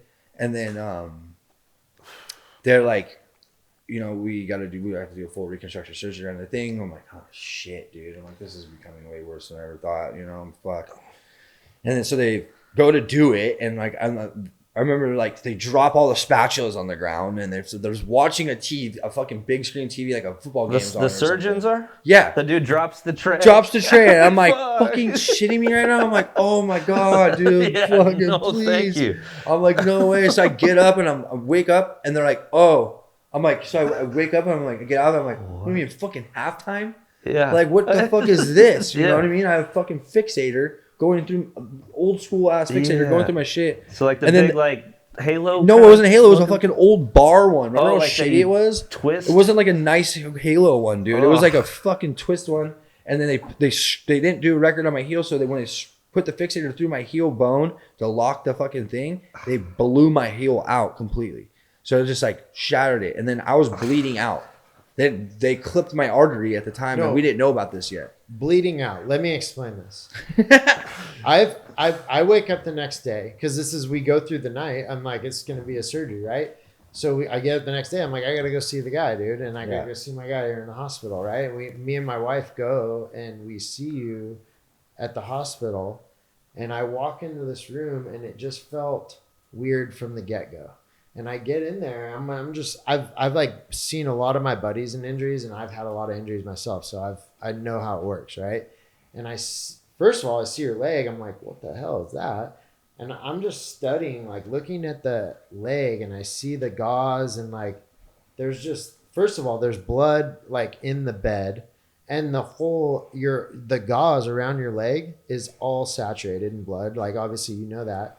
And I'm sitting there talking to your mom, and your mom, I can just tell, is just like stressed and sad, and your brother even was sad. Like they didn't know kind of what to do. Yeah, you yeah, know? we're kind of in a weird position right there. Then a nurse comes in. I'm thinking, oh, cool, they're gonna change out this gauze that's all saturated in your blood. And she comes in and she starts just putting more gauze on it, just wrapping it with more gauze. Literally has my wife help her and she's got blood on her hands, and I'm like, what? And Dude. I'm like, and then so I leave, like I'm thinking, okay, and I leave, and I couldn't stop thinking about it. I called Dr. G, I called Dr. Navarro, because they're the only doctors I have phone numbers for. Yeah. And I'm just like, this is the situation. Like, what do we do? And like, they were just telling me, like, dude, you got to get him out of there. You got to get him to a different hospital. I'm like telling that Palomar, yeah, Palomar's the one. Palomar's the They're one. gonna cut my leg off. Yeah. And so I'm like, They didn't have my blood. yeah. And so I'm thinking like, I have to go back there. Like it was a gut feeling. Like, I gotta go back and try to help the situation. I go back, your mom's tripping still, brother's tripping. The nurse, the main nurse, like the boss nurse or whatever the fuck it is, sitting in her office over there. I have to go over, sit in her office, have a talk with her about what's going on. She tells me it's going to be 2 weeks before they can operate on you because of They didn't have my blood. X, Y, and Z, whatever the fucking It was deal a is. blood situation. Jesus. Yeah. They didn't have my So, blood to donate because I'm like, no, we need bleeding to, out. we got to get him. Like, why can't we transfer him to Palomar? And it's like something about the insurance. They don't want to put you in the ambulance, this, that. And then I would have to fuck sign the thing. It's a money issue. Your life. Bro, It's so come I'm on, like, okay, cool. Give me the Fucking thing. let's We go. signed the thing. I don't know if I signed it or your mom signed it or you signed it or whoever. We the all fuck did. signed We it. all just Yeah. You're my We guardian all- at the time, like at the moment. So you're looking out for me. You signed. I signed. The fucking my brother and you guys were holding my leg. I remember fucking clipping the catheter on my dick. Remember Yeah, I was remember gonna try to pull it out. They're like, no, and then I'll pull your balls out. I'm like, oh, come on, no. I'm like, No. what? So I'm like, okay, it's like clip it, figure it out, take all the IVs out. I'm fucking my hand. My mom puts her hand on the fucking thing and her whole hand was red because I'm bleeding out. Yeah. But we didn't know that my artery got clipped at the time because Yeah. that's why I was bleeding out. So much blood. So my leg is so fat and just so traumatized, dude. So your mom goes and gets your van. Yeah. We wheel you out of there in With the, a in the computer most chair. jankiest In a chair. computer chair, bro. It's like a chair with little wheels on it, not even an Yeah. actual wheelchair. Yeah, it was not a wheelchair. Yeah. It was a computer chair. My little brother, and you were holding my leg, and I'm like, my balls are out. I'm hanging out the fucking my. Yeah, no, the whole deal. You're in like the gown thing that splits open. Oh no, it was fun. And we throw you in your van with the ramp, the dirt bike, the whole deal. Your mom's in the back Yeah. with the external fixator with blood everywhere. And I drive you in your van to that Palomar hospital. And we bring Help me you right in away. the emergency room, and their doctors are like, what is this? Yeah. I'm like, dude. And Failed emergency operation at that point. Yeah. Right? They Like- started just taking care of you. They were good there. Yeah, they fucking Yeah. I think it took a couple days. They were just making sure they're doing all my body counts. I only had 4 or 5 counts of blood left in me. I'm already out of blood. Like I'm already dying. Like you have to like 6 pints? You look depleted, yeah. They call it counts. I don't know. Counts? That's all I remember it was called. I don't know if it's pints, but I think you have like 14 counts, whatever the fuck that is. Yeah. Something like that. And they're like, yeah, you only have 4 or 5 counts in your blood left. We have to kind of get some blood back into you first before we. So I'm gonna put me right into a blood transfusion. So I'm like cleaning the blood out of me, getting the blood fucking flowing properly again. And then they do the surgery like 2 days later, and they nail it perfect. But they find out, they're like, dude, your heel's fucking blown out. Like you totally shattered your heel. I'm like, dude, they didn't fucking tell us that then. I'm like, what? Yeah. You know what I mean? So I'm like, later on, I'm like, as time goes on, and my leg's fat, and I'm like, I was thinking I'm gonna get out of there every other day. You know, I'm like, well, they fucking let me out of here, and I'm fucking losing my mind in this hospital. Like, Yeah. you know, and then I'm like such in pain that I'm like turning into a synthetic heroin addict from fucking having so much that. Hit the fucking. That was the first spot. That and the morphine. And then I just kept dropping morphine. Yeah. in like Because every what are you 10 gonna minutes. do? Yeah. And I was like fucking high in there. You know what I mean? And then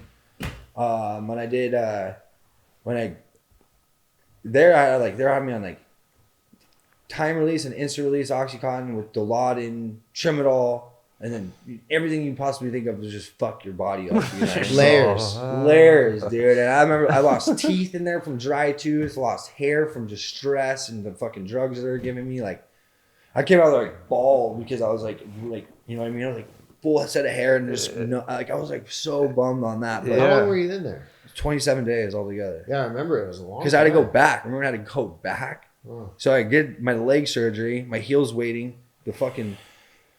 When I was doing physical therapy, would be just to put the leg down to get blood flow because I was sitting so elevated for so long. Mm-hmm.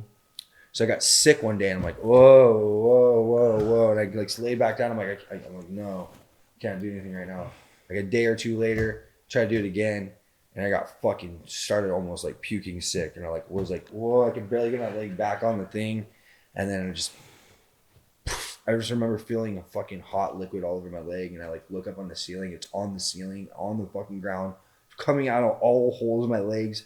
And I'm like, what the fuck is going on, dude? And I'm like, and there's fucking blood everywhere, just coming out of every little hole that they had. You know what I mean? Just like pumping blood. And I'm just like, oh, fuck. I'm like, no way. I'm like, I'm bleeding out right now. But I had a blood transfusion getting locked in and ready to go because I'm already bleeding out. So I'm like, this is like the 10th blood transfusion too. This is or more or something like that. I'm going through multiple blood work to get me back to normal. Jeez. So I start fucking shitting and pissing myself, and I start feeling euphoric, and I start feeling like, oh, dude, this is it. This is like a fucking DMT hit right now. I'm like, I'm out there. I'm on my way out. This is beautiful right now. And that's why I was like, Mom, I'm out. I love you. Fucking David, I'm out. I love you. Fucking, this is it, dude. And I started just fucking washing away, you know. And then I like woke up in my fucking, not woke up, but I was like out of body experience because I sat up. And I'm like looking over, and I'm like in a weird room with no walls. It's just like blank, but I was it was like a green tent, and there was like two doctors, and then I'm looking at my buddy, he's looking over here, and my mom's running out the door. So I get up to go chase my mom out the door, and I'm like, and I look back, and I'm like, what the fuck? And I'm like looking at my body, I'm like, whoa. I'm like and this is when I like realized I'm like, I'm dying. Yeah. I'm like, this is death. Yeah. I'm feeling death right now. I'm like, what the fuck? So I still try to go chase my mom down, into the hallway. Right when I get to the hallway, zoom, right back into my fucking body. And I like the guys, I'm like shivering and shit. They're like, we got you. We tied your leg off. We're getting a thing. So they stapled my leg. I lost my I have, the main artery goes into 3. I lost my main artery on the left leg, and they put a staple on it, cut it off. And that's it. Yeah. No, I think they said it could possibly grow. Oh. But I haven't checked on it for years, so I don't know if it has or not. But So, dude, what was supposed to be? I thought we were going surfing, bro. I don't know, dude. I thought we were going surfing, and then this is everything that we were gonna go surf then. after. Yeah, and that's everything that happened from then, and what an experience! But it's awesome to see that you made it back, and you came back, and you were able to use the leg. You can still obviously not skate like you used to, but you can skate. You can still snowboard. You finished your video part. You're still riding. So I had a lot of desire to. They told me I'll never ride again. yeah, I'm never riding again, dude. I'm like, fuck you, dude. I'm riding fucking no legs. Are you kidding me? You know what the fuck? Like, you're gonna tell me to never ride again? I was so pissed, And then they're like, oh, you got 18 months. I'm like, 18 months? I'm like, I'm feeling a part right now. I'm like, fuck that, dude. Unless Dr. G has pretty much fucking saved me big time, because honestly, without him telling Kyle, when Kyle was looking out for me to, hey, get that fucking kid out of the fucking hospital. They're gonna cut his leg off. They don't have this blood. They're gonna just cut his leg off. Just those little feelings and decisions that Kyle had that led to a phone call, that led to an idea, that led to getting the fuck out of there. Like, good thing all that happened. Yeah, Kyle fucking had me, dude. And then Dr. G took care of me, and like I thought, they're like, dude, you're gonna get money out of this, and I'm like thinking in my head, I'm like, oh, fucking want money, like, Just want my life back. yeah. What's on my leg? I don't even care my about leg. the money. Yeah. So basically, they didn't get no money, but I always remember like Dr. G was helping me out of like just sympathy. You know what I mean? Like the amount of money like I would have to pay to get that kind of treatment from a guy like him. Yeah, would have been. Motocross family is pretty badass. Yeah, it can like be people step up. Yeah, it's especially cool. when that kind of shit too. You know what I mean? So he looked out for me pretty fucking heavy, and then I wanted to get the fuck off the drugs, dude. I just the pain pills were just fucking. That'll do you in. Because I got out and I was on just Percocet, dude. I was like, I can't do this, dude. So like I would drink beers and like smoke some weed and like you know, that made it easier for me to get by instead of just taking pills and shit. Yeah. It kind of also was a bad thing too, because you kind of got habited to doing it. You know, and then I got back into riding. It took me 9 months to get back on the bike. And it was too early. So I'd go and I got back on my feet a little bit, rode a track, rode some hills, you know, went on Sealy, and my buddy Rod with passed away, RIP. But he, you know, go right. I just went right to filming. I'm like, I'm just gonna film this part. So I'd go get a clip, and I'd get fucking so sore I could barely walk. And then I'd wait 2 weeks, and then I'd go get another clip. I wouldn't even ride the track. I was like, I just was so desired to finish this video part that like, I didn't even get to finish it the way I really wanted to, and plus not under Jeff Taylor's wing, and like he had it fucking made for me. Like I would have had way more better recognition. Probably would have got way more prospered. They wanted me to do real moto at the time, and Jeff's like, nah, fuck the real moto, dude. He's like, let's just work on this part. Yeah. So I was like, yeah, fuck the moto. You know, that's not my style anyways. I'd rather be doing this for the culture, not a medal kind of thing. This is what I'm here for. This is what I want to do it for. So once they got laid off and I had to deal with those other people over there, they didn't have the same vision. It kind of ruined everything for my whole.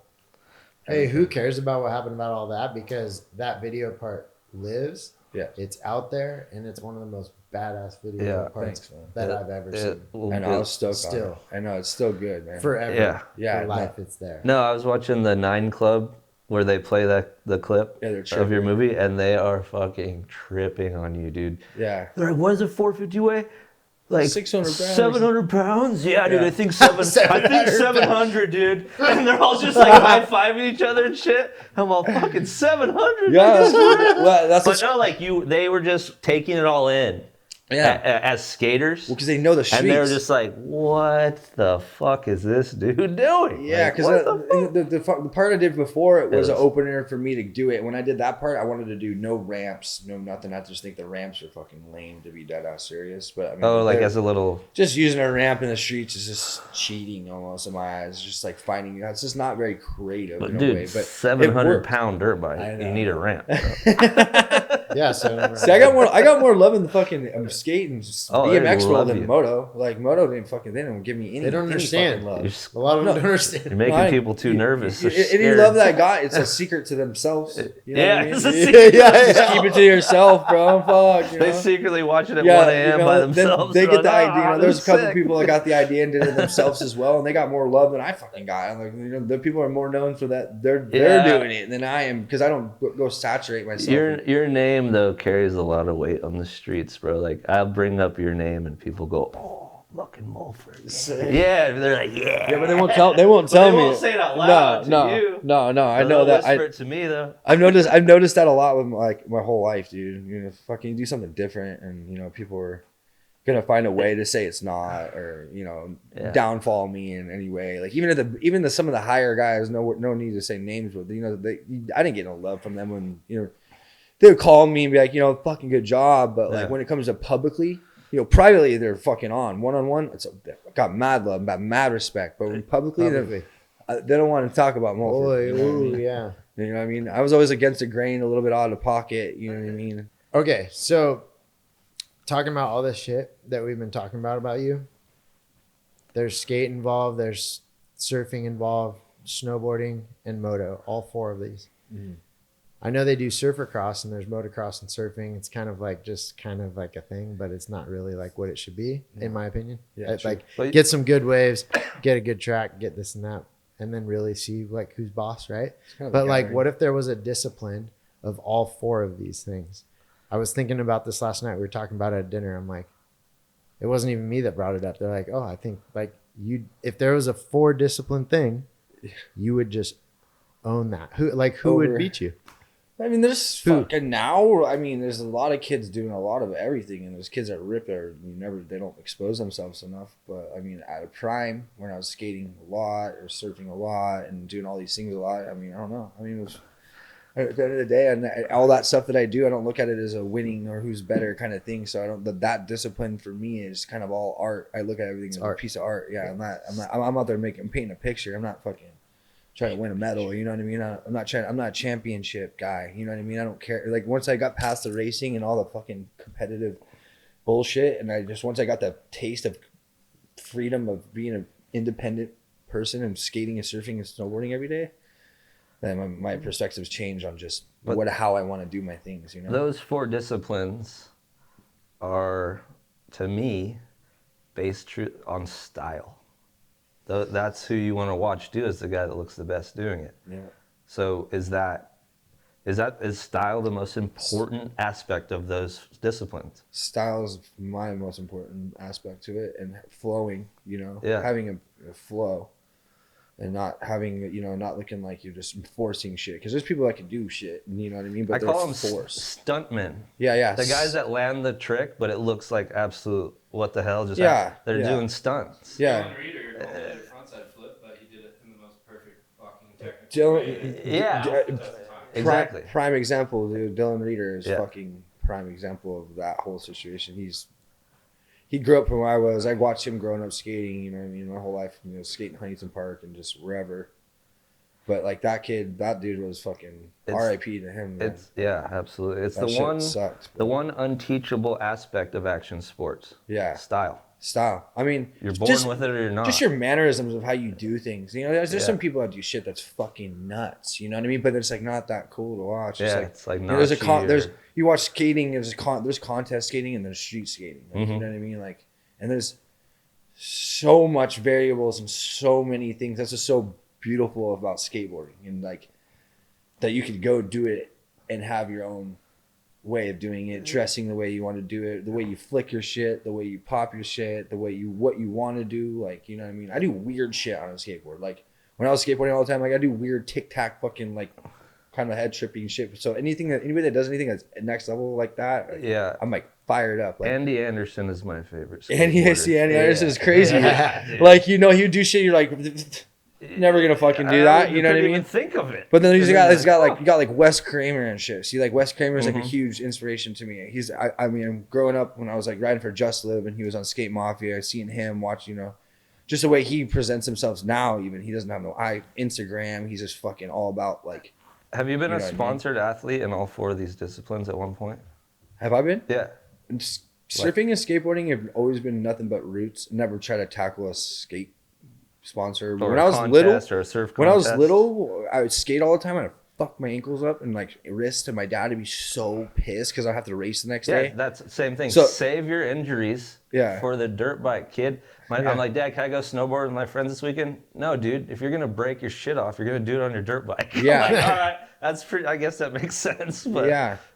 I mean, that was another thing. I would hide skateboarding. There was times where like, my dad would snap my skateboards, bro. If I came home with, he's like, "What the fuck?" You know what I mean? There was a point where like I lived in Marion, I was skating all the time. I'd hide my board at my homie's house and go there and skate and fucking come back. Well, Yeah. the parents are really putting in the effort when it comes to moto. All the other stuff, Yeah. the parents aren't really putting in no effort. No. I mean, maybe a little bit. but it's You like- don't need You don't need it. Yeah, you don't. You, all you need is you and your skateboarding and some fucking friends to vibe off of. You know what I mean? Yeah, And yeah. that's what's the cool thing about skateboarding. It brought people in so much. That's why I'm just like, I'll consider myself 100%. Even though I can't skate like I used to because my ankle doesn't move anymore. It sucks. It's fucking depressing. But you know what I mean? Like, You're a skateboarder. Yeah, it sucks. I can't just go through the park and snap ollies over everything. That's the only problem. I can go carb grind and do some wallies and do some shit, but it's like, dude, if I can't progress past the fucking ollie, I'm like, dude, this is burnt, dude. Like, what am I doing? Fuck, this sucks.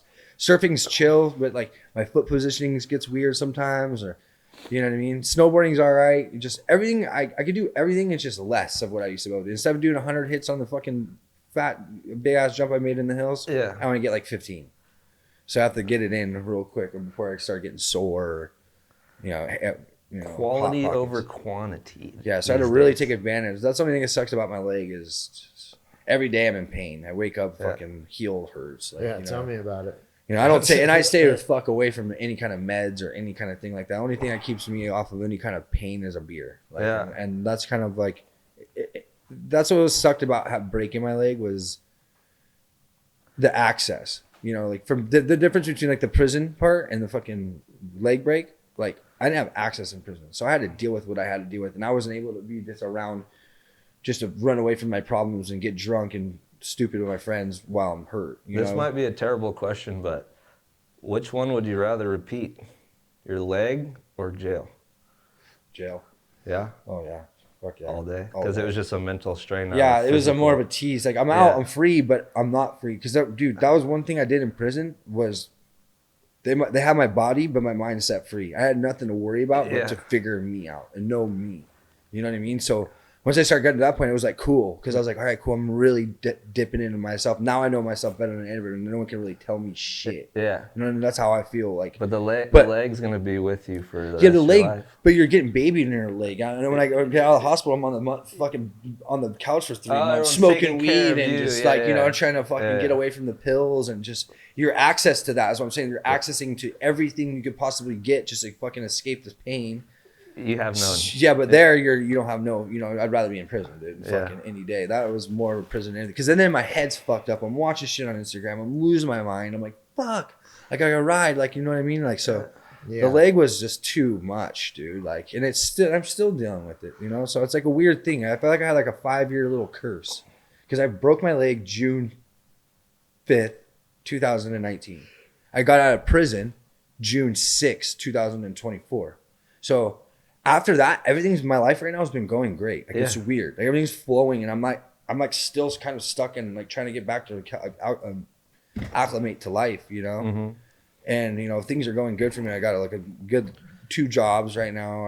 I just got approved for a house. Like it was just, and it was never able to get approved for my house especially with my leg. My fucking my credit insurance was shit. and everything. Yeah. You know, so I was kind of sleeping. You know, fucking renting rooms from people and kind of dealing with this. Past 5 years have been pretty rough. Yeah. Lost Pele. You know, Pele was fucking. Yeah, we wanted to bring Pele up, tell us dude. about this guy. Pele because is he's fucking amazing. the most authentic rider known to man. All that dude wanted to do was just fucking ride, dude. He was like the John Wayne of the hills, bro. This dude was on a horse all day long. And for anyone that doesn't know, Pele was this. He would say that to me. He's like, "Yeah, I'm John Wayne and you're Clint Eastwood." I'm like, He was this guy that I'd ride with him on your Instagram that he was your riding buddy, like in Beaumont and whatnot. Richie, yeah. And Richie Canyon, and he was just some random guy that became your friend.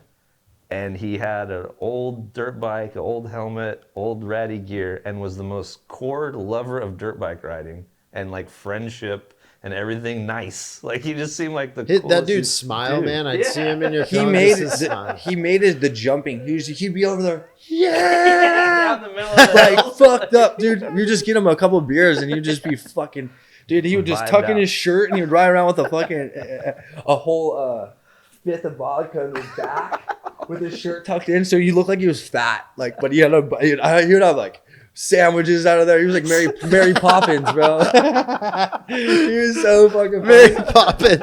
He was such a shithead though. Like he was still such a shithead. Like he lived with his mom, took care of his mom. His mom was like, so he was getting hooked up from the government as well to take caretaking his mother. Yeah. As, you know, and he lived right in the hills, so he would ride right out of the hills, and I wouldn't even have to call him, bro. Yeah, I'd call him though. He'd show up. Yeah, and he was so hidden, like he wouldn't answer the phone. You would have to call him and be like, "Hey, Pele, it's Justin." He'd be like, "Hey, what's up, buddy?" Like, you know what I mean? His So, old school because he answer thinks machine. somebody's gonna call him to him up to do something. He's all, "What So up?" he would have chores to do at home, and he would sneak out of the house like a Yeah. little kid, dude. He's like 69. I would call him. He's not 69, but I'd say 69 to him just to fuck with him, dude. But dude, he literally has trails on those hills. Like I rode the craziest shit with that guy, man. Like I cannot believe. No, but I know the hills so good because of him. Like people that rode the hills probably for fucking 20 plus 5 whatever years. I've learned more in like a 2-year range than a lot of people. There's no way that people could figure out where the fuck this guy goes and rides. Because he just rode. All right? he did Every was just day. ride all summer long too. He'd go build trails and like fucking take us on the craziest rides, bro. With all of us, we're like, what the fuck are you taking us on, Pele? Like we're going through people's backyards, people are shooting guns at us and shit. Like he's crazy, dude. He was like, dude, he would just, dude. All he wanted to do was like, he was literally like a Spicoli of the mountain. Like, he was a cool buzz and some tasty waves. We would work every day, and they would never pay us in money, these kings and kingdoms, but they would pay us in grain. So they had complete control on all money, all wealth, and how much food we ate. All he wanted, and he would rip, bro. One time I gave him my fucking Cowie when I got my Honda. Dude, dude, this guy, National champion. I don't know what happened. He's like hucking the big ass jumps and shit, like throwing little whips. I'm like, what the fuck? He's like, But he's check out this Oppo whip. no, but he was like the man back in the day. He like rode with Jeremy and like Jeremy watched him. Like, dude, Jeremy was in, and Jeff Emick and all those guys would go to the hills and they'd see Pele. No, Pele taught them how to go through the whoops. I'm pretty sure. For sure. Probably, bro. Probably taught their grandpa how to fucking, dude. That dude's fucking old, man. He was so sick, dude. Legendary. But he was my favorite rider of all time because he just didn't care. He just didn't care, bro, about anything but riding dirt bikes. Dude. And he got me on this level of like, fuck Instagram, fuck putting my shit everywhere and saturating myself here and saturating myself there. I'm like, dude, ride. Just fucking ride, dude. Love. And he would make me ride, dude. Like ride till dusk, man. I'm going through the hills, pitch black, 9 o'clock at night, pissed off at him, yelling at him, like, what the fuck? We're get lost. He's like, oh, I fucked up. We went down the wrong trail. I'm like, no, you didn't. You're just trying to keep me. You're just trying to keep me here. Don't tell me this shit. You like know this place so damn well. You're gonna tell me that right now? Fucking goddamn it! Never wanted me to leave ever, dude. I'd bring him up to Big Bear with him. He never wanted to leave, so my mom would take care of him and shit. One time, the first time I brought him, dude, he was a drunk. He was a fucking. He was old. He was old. He'd get hurt. What about his shoes? His New Balances, dude. Oh my god.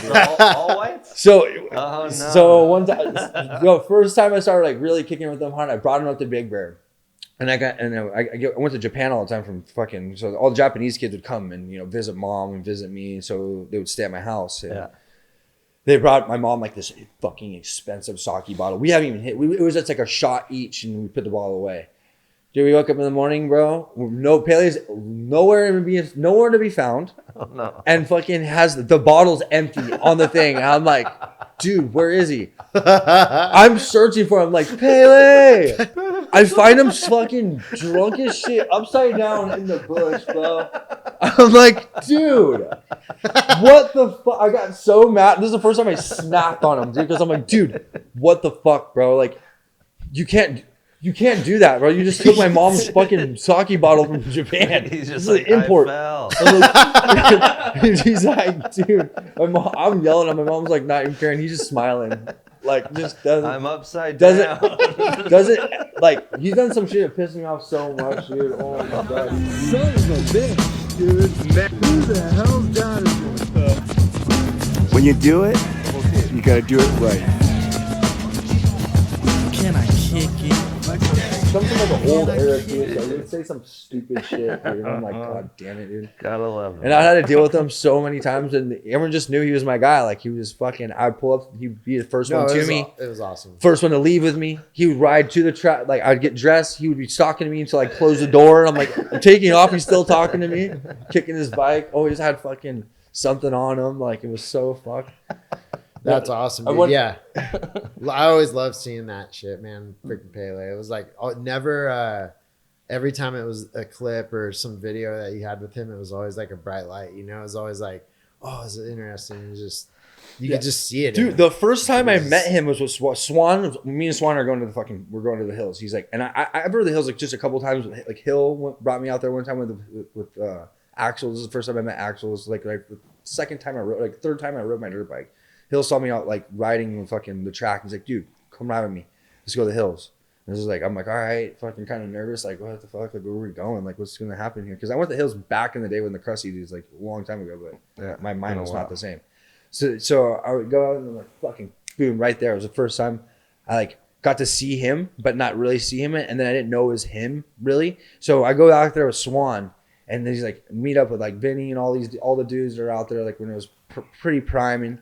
And he's like, dude, this dude, bro, you have no idea. Fucking, this guy is fucking legendary.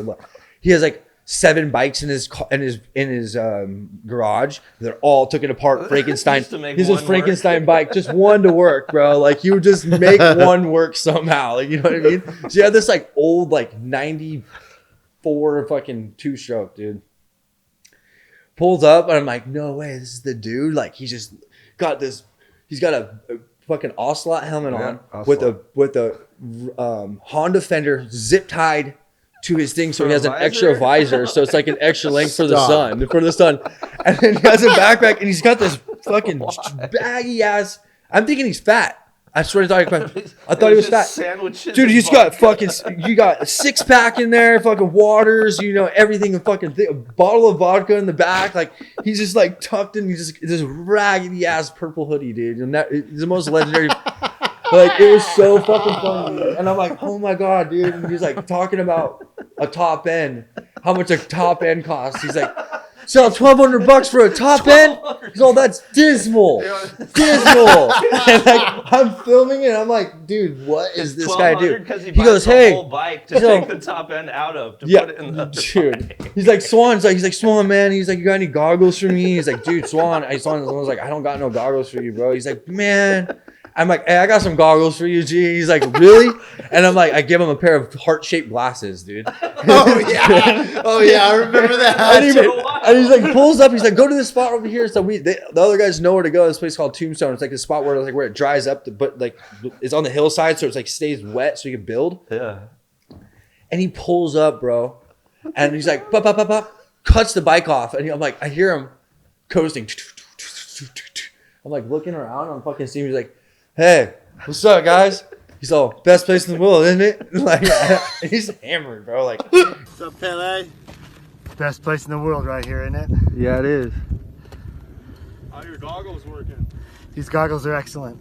They're the fastest ones. Yeah. He's drunk as shit, bro. I'm like, what? Like, he just got his heart-shaped glasses on. I have a clip of it. It's so fucking funny, dude. And I'm like, dude, I love this guy. I just fell in love with him right there. I was like, I love this dude. I'm like, what do you need, bro? I started giving him my gear, like, off my back. Like, here, take this. Gave him boots. He was all decked out in Fox gear, looking more factory than everyone else. Yeah, you could see it, dude. It was so fucking funny, I don't dude. see the what's up with this Fox jersey? I don't see the vodka pocket in here anywhere. Dude, this thing sucks. Dude, so much love to Pele, the old school badass dude. Let's switch it to the Groms. Let's talk about some Groms, like what your thoughts are, and like just I know that you're homies with a bunch of little Groms. You see them coming up, kind of, you know, they look up to you in certain things that you've done. So give us your perspective on that. My perspective is just it's my chance to give back. I didn't really have much. I didn't get enough to give back during my time because I wasn't really much of a ass kisser, or, you know, sometimes when things were kind of, I don't know, I was really against the grain. You know, I went through a lot of mental shit personally to, you know, I didn't really want to deal with it. So now that I'm like kind of more older and, you know, my brain's expanded in a different place, I just want to like get back to the Groms, and I think that's more of the future. Like whatever they're gonna do is what's gonna be in the next couple of years. So if I could be a part of them, you know, and be on their success and ride their train,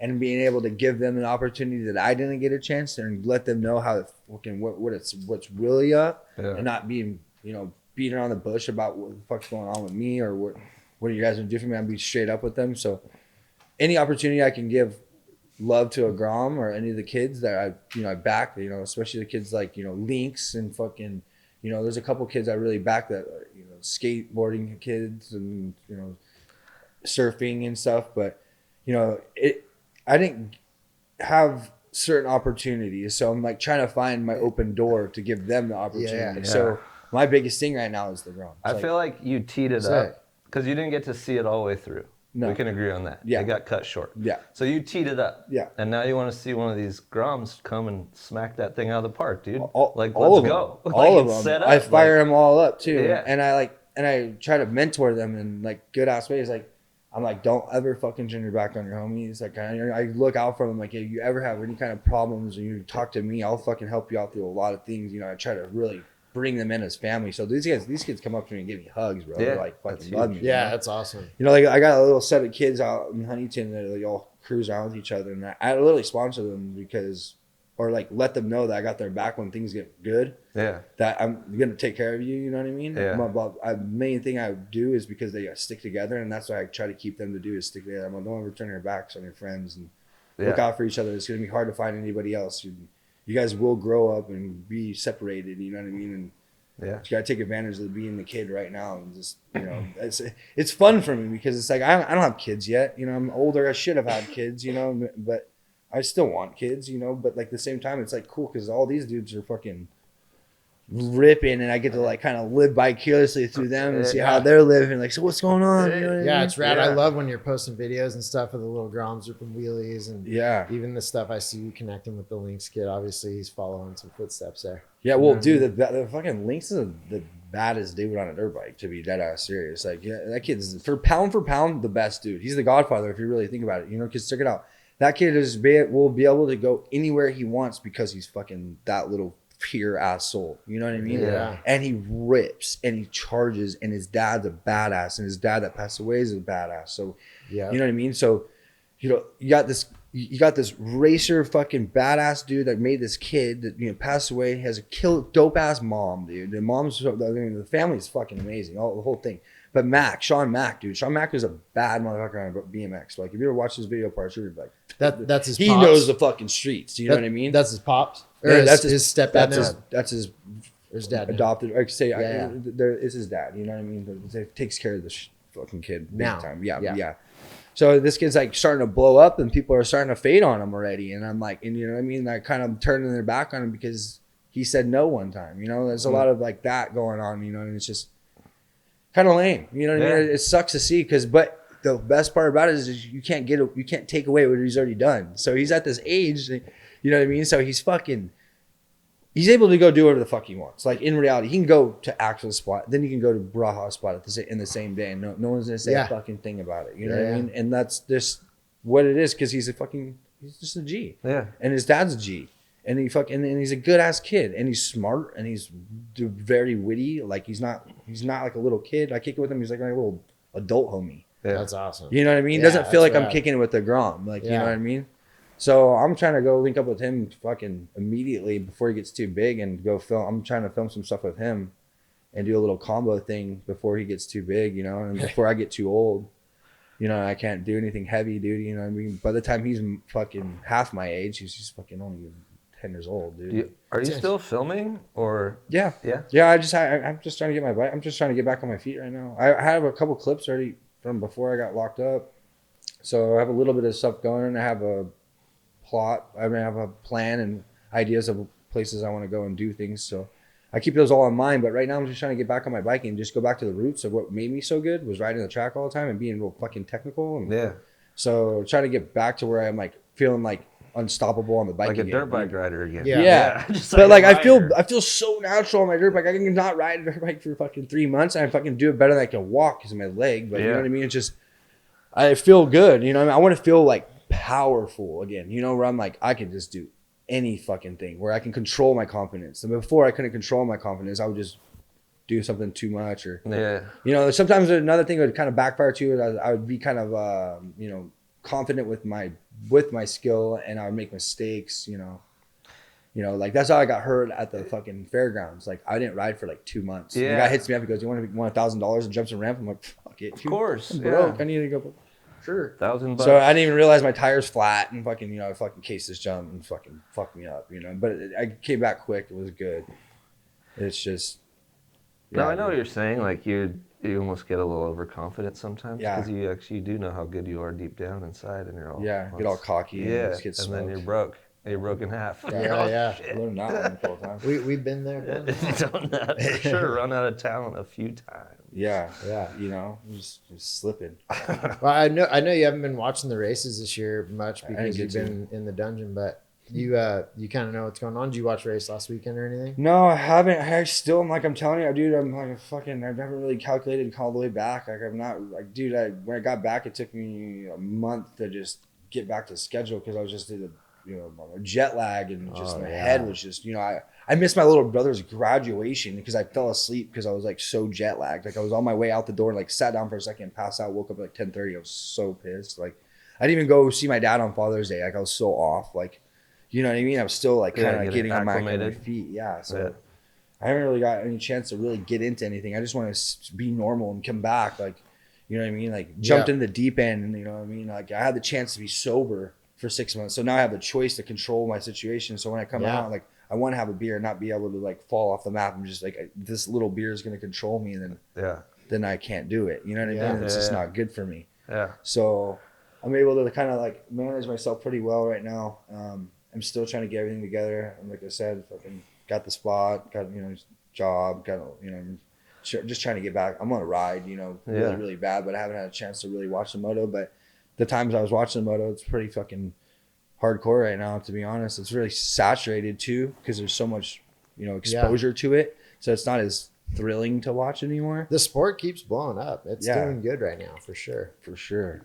Hey, well, it's been like just so good sitting here chilling with you, talking, and I think that you're like in a good spot, really. I think you're on a good like path. Like I think your mind's in a different spot, and we're just stoked to be able to have this time with you and like watch you grow from here on out. Yeah. And it ain't nothing but good shit that's gonna come, and I'm sure it's gonna be. Yeah, I'm pretty amazing. confident. I'm pretty confident with how I'm gonna do my life right now.